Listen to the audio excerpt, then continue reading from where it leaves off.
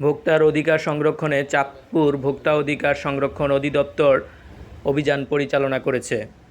রবিবার দুপুরে শহরের রঘুনাথপুর এলাকায় ভোক্তা অধিকারের অভিযানে বিএসটিআই-এর অনুমোদন ছাড়া আইসক্রিম ও দধি উৎপাদন এবং পণ্যে উৎপাদনের এবং মেয়াদ উত্তীর্ণের তারিখ না থাকায় মেসার্স মুজাহিদ ট্রেডার্সকে 30,000 টাকা জরিমানা করে ভোক্তা অধিদপ্তর।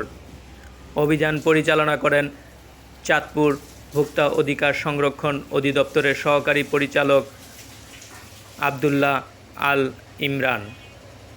এ সময় তিনি বলেন, প্রতিষ্ঠানটিকে জরিমানাপূর্বক সতর্ক করে দেওয়া আছে। পরবর্তীতে এই ধরনের কার্যক্রম পরিচালিত হলে আরও কঠোর ব্যবস্থা গ্রহণ করা হবে।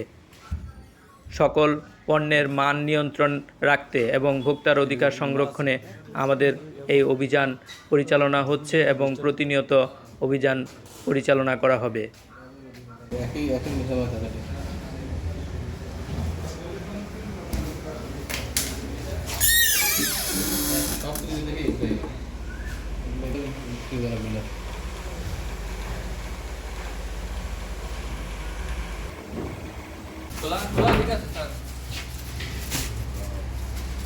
তো আমি দেখতে হবে ফিনিশিং প্রোডাক্ট, তুমি ডেট টেট দাও, আমার দেখে আমার নাম আছে। আর তুমি ঠিকানা দিচ্ছ তো ঢাকা, বাংলাদেশ। লেভেল অন্য লেভেল ব্যবহার করা যাবে?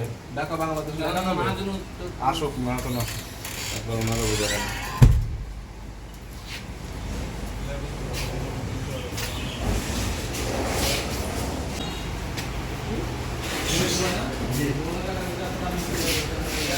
বড় পরিসরের করছে প্রোডাকশন, লাভ তো হইতে অনেক।